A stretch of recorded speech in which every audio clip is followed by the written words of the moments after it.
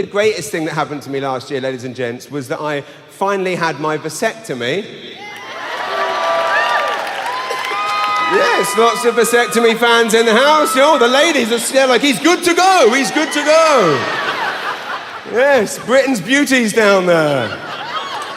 He's good to go. By way of a cheer, how many men in here have had the pleasure of a vasectomy? Yes, good on you. Mark Stanley's had it, yes, yeah. Look. It's the great. I have to say this. There is only one thing worse for a man than having a vasectomy, and that is having your vasectomy in Sussex.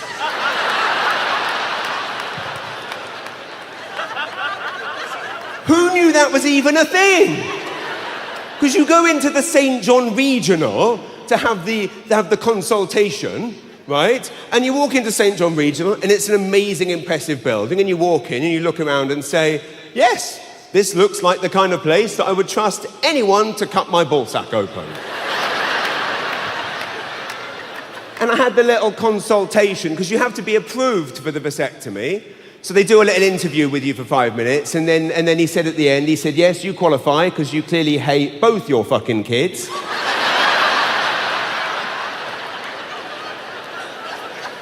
And then he hands me the slip. And it says Sussex. I said, Sussex? I mean, you don't go into Sussex and think, yes, this is the place for the... Right? You know what I pictured when I saw the word Sussex on my appointment slip? I pictured that agriculture museum next to the Sussex flea market.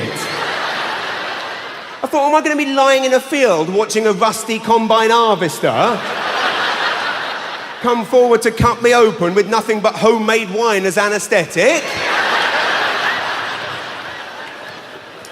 But I will say this, some comedians would take this, make this a bit gross and graphic. I won't do that. I don't want to offend anyone. I will say this. Sussex, fair play, it was absolutely slick. It went completely to plan, right? Beautiful job. Couldn't be happier. And it's funny, I mean, I think we all remember the moment in which we realise we need the vasectomy, don't we? We all remember that scary moment. Yes, there's lots of women nodding more here, and that's why that says it all. For me, I remember it vividly, it was the third Sunday morning in a row that I'm lined up at Shoppers Drug Mart, clutching the morning after pill for dear life. My wife's texting me going, you better come home quick or start praying it's the fucking afternoon after pill as well. And I'm terrified, right? And the line-up's not moving, and I want to get home quickly, and I'm panicking, and I'm there thinking, I've got to get through this line-up quickly, I've got to get through it, because this isn't like England, there's millions of people, but because no one talks, line-ups move quickly. You walk into a store in England, there'll be 100 people in a line-up, get to the back, blink, and it's gone. No one speaks, we don't even make eye contact, done. It's not quite like that here, is it? No, I mean, even when you're doing the weekly shop in Sobeys, right? And we all do the same thing. We try and scope out what's the best line, don't we, right? With military precision. You're like, oh no, too many full shopping carts there. Then you're like, that one looks good. She's only got a basket.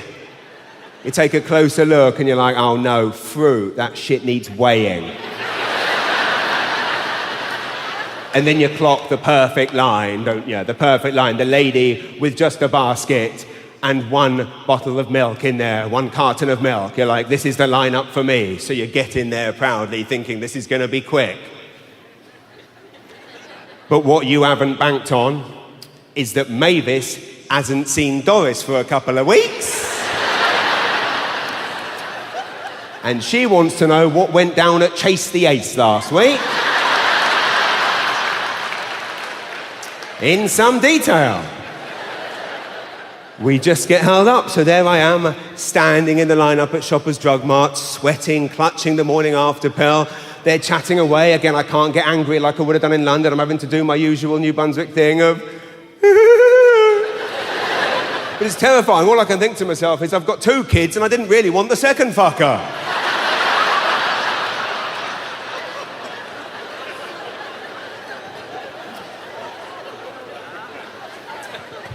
So you have the operation, it all goes to plan, and the men will remember this. And you think the operation's going to be the tough part, but it's not. The operation's the perfect part. When you're dealing with the professionals, as we have here in New Brunswick, it's an easy operation. However, after you have the operation, they say to you, Mr. Mullinger, you mustn't have any sexual activity for 2 weeks. I said, is that shared or solo?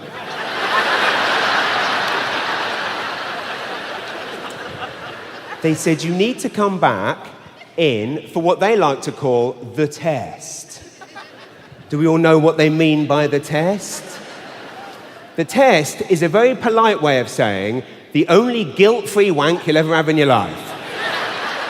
It's the only time in your life when you masturbating is on the family calendar on the fridge. There's never any other situation. My kids are going, what time's Daddy's test? Why are you... My mother-in-law arrives at the door going, it's the test this afternoon, do you want to ride? Why do you know? Why does everyone... There's never another instance in life where any of us would tell anyone... Like, Joel, where do you work again, Joel? I work at a food factory. At a food factory. Now, obviously, like everyone in this room, you masturbate at work, right? That's a given, right? When you go to the washroom to crank one out, you would never stand up and go, okay, I'm not going to be doing any more food packaging, I'm off for a quick one, right? You would never do that. You just go off quietly, right? Male or female, you don't tell people when you're going to do it. Like when my wife sends me down to the basement, because we've run out of kitchen roll in the kitchen, and she sends me down and I come back up, I'm not going to tell her why there's a few sheets off of the Bounty roll from the stronger soaker upper, am I? No. It's a private business. So why is it suddenly this test, everyone knows about it? So I'm mortified by this. I'm so embarrassed that everyone knows that I'm going to this place. So I said to the hospital, I said, listen, is there an alternative to this option? They said, well, yes, Mr. Mullinger, there is actually. You can produce the sample at home. You know what that means. And bring it into the hospital and we'll do the test here. I said, that sounds wonderful. What's the catch? She said, well, it does need to be 15 minutes fresh. I said, but I live 30 minutes from the fucking hospital.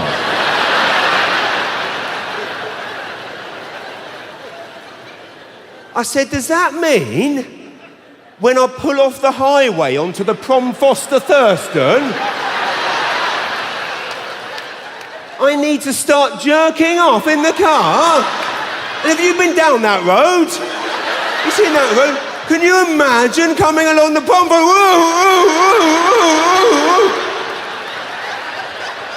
I'm new in town, I don't want to get pulled over by the cops.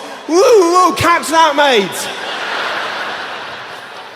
I said, no way. I said, I'm not doing that. No way. I'm coming in. So I go in, right?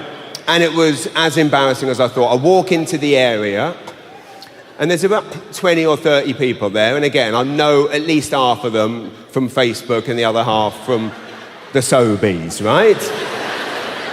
And we all know why we're there. And I walk up to the counter very sheepishly, and there's 3 women behind the counter. Of course, I know 2 of the 3.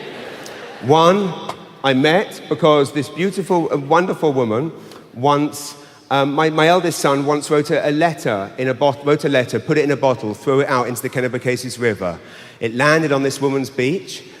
Being a St. Johnner, rather than throwing it in the bin, she wrote him a little reply from a lost boy on an island and delivered it to our door and made my son smile like I've never seen him smile in my life. That was the first time I meet her. The second time I meet her, hello, I'm here to jerk off. That's not how I want to meet people. Anyway, they were very respectful, all of them, and she said, okay, Mr. Mullinger, there's a bathroom down there on the left. You need to fill this pot. I said, fill it? What is this, fucking picaroons? But then she hands me a pot. And I'm not joking, the pot is about that big and about this small at the top. And I'm looking at this thing going, I'm not sure that I can definitely guarantee that I can definitely... And she's like, what do you mean, Mr. Mullinger? And I'm like, well, I'm not sure, because let's be honest, masturbation is not that precise an art, is it? Like, no one masturbates like, ooh, ooh, ooh, right? It's not a... And I'm not just being a bloke about it, it's the same for the ladies. Like, I know, when everyone's out of the house and you run a nice bubble bath, right? Yes, she knows. Put Adele on the iPod, right? It's a wild and crazy business. The bubbles are spilling over. There's about 2,000 women looking at me right now going, how the fuck did you know that? All I'm saying is, sometimes I leave the nanny cam on when I leave the house. So I'm looking at this pot going, well, I just can't guarantee. And at this point, I look around, all 20 people in the waiting area have leant forward like, I dare you to say it. And I go, well, I said, here's the thing. I said, I don't know that I can definitely... I said, here's the thing. I said, I like to move around a bit when I'm doing it. Like, my hands are shaking and my knees are weak. I can't seem to stand on my own 2 feet. Who do you think of when you have such luck? I'm in love. I'm all shook up. Right, that's...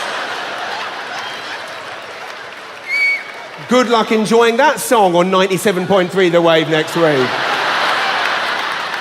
You will always picture that image. So this she seems to understand, and she goes, oh, I think I understand, Mr. Mullinger, I think I understand. And I swear to God, this is absolutely true. I've got 20 witnesses to this, some of which will be in this room. She turns around and hands me a second identical little cup.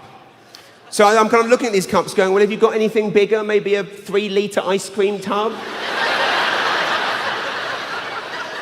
So, no, this is it. And at this point, I'm so embarrassed, ladies and gentlemen. I'm so kind of mortified by this whole situation. I thought, I'm just going to have to do this, right? I took the 2 little cups, and I thought to myself, I guess I'm just going to have to think of this as like one of those lawn games at the Algonquin. Which one's going to be the winner? So I went off to the bathroom very sheepishly. I put the cups down, and as it turned out, the winner was the bloody war.